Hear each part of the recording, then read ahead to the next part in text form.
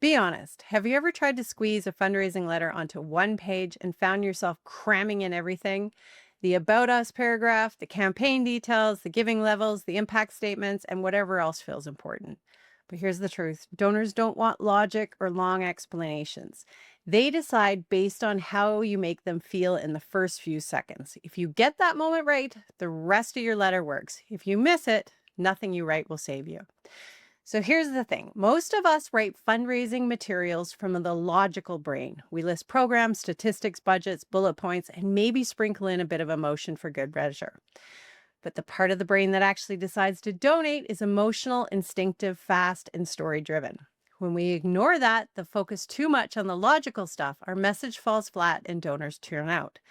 Now, I learned this about 20 years ago when I first discovered donor psychology. Once I understood it, along with neuromarketing, everything changed. My campaigns raised more, my appeals became easier to write, and donors responded faster because I was finally speaking their language. I want the same for you. So, in this lesson, I'm going to walk you through the science behind generosity, why donors give, what they're feeling, and how their brains make decisions. And most importantly, how you can use these principles ethically to raise more money with less effort. And let's start with a big truth: donors make emotional decisions and justify them with logic. I'm going to repeat that because this is a mindset shift. Donors make emotional decisions and justify them with logic. So we all have two systems running in our brains. System one is the fast brain. It's emotional, instinctive, and driven by stories, faces, and immediate impact. This is the part of the brain that says yes to donating. Now, system two is the slow brain. It's logical and wants proof, data, and follow up. This part justifies the decision that the fast brain already made. So, our job is to speak to both. Lead with emotion, then support it with clarity and credibility. So think about the last time you donated to something. Maybe you saw a photo of a dog that had been rescued or a family who lost their home in a fire. That emotional pull happened fast. You didn't sit there and analyzing budgets or reading every detail. You felt something, and that feeling is what made you click donate.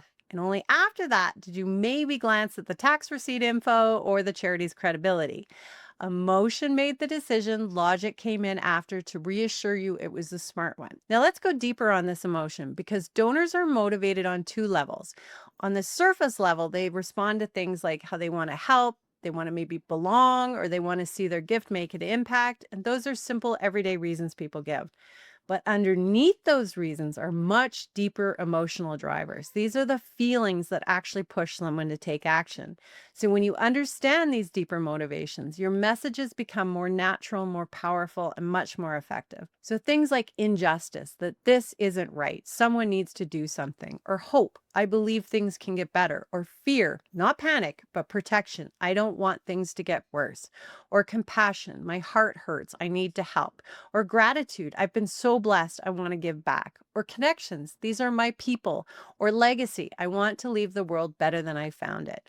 When your message taps into these deeper emotions, donors feel pulled towards your work. If you ignore them, the message feels flat, no matter how well written it is. Now let's talk about neuromarketing. Neuromarketing is the study of how the brain responds to messages, images, and experiences. So this is where things get practical.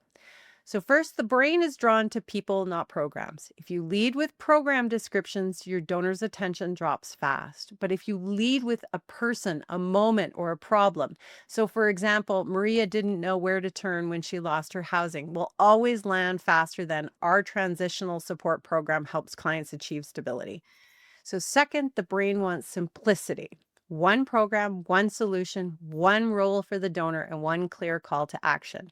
If you give the donor too much to hold in their mind, they won't ask. So for example, your gift provides 1 week of meals for a family is far more effective than a paragraph listing 6 different services you offer. Third, the brain responds to contrast. So before and after, problem and solution, now and what could be. This is how donors understand impact. So for example, last month, this playground sat empty and unsafe. Today, children are using it every afternoon because of donors like you. And fourth, The brain loves certainty, so clear impact statements help donors feel confident.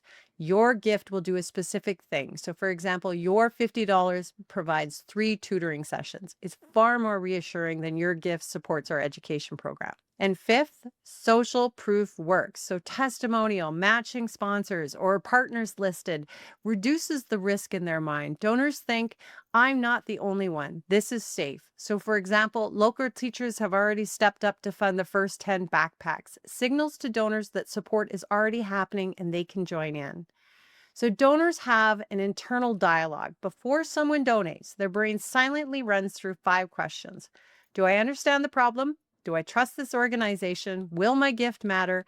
How will I feel after giving? And why now? If you don't answer these questions quickly and clearly, the donor hesitates. So, your job is to make the answers obvious without overwhelming them. Oh, and one more super important piece before we wrap up, and that's stewardship.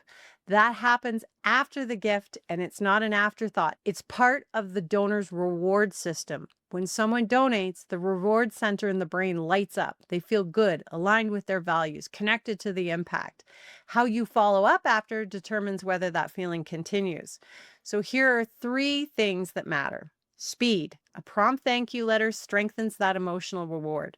Personalization, so the donor wants to feel seen, and then evidence of impact. 1 sentence is enough. Your gift made this happen. And if you want to take this a step further and see 3 tips and 3 mistakes from a donor's point of view, watch the video up next. And if you're ready to use donor psychology and neuromarketing to raise real money without second guessing yourself, this is exactly what we built inside my fundraising fast track program. You get coaching, tools, templates, and a proven system designed for small nonprofits.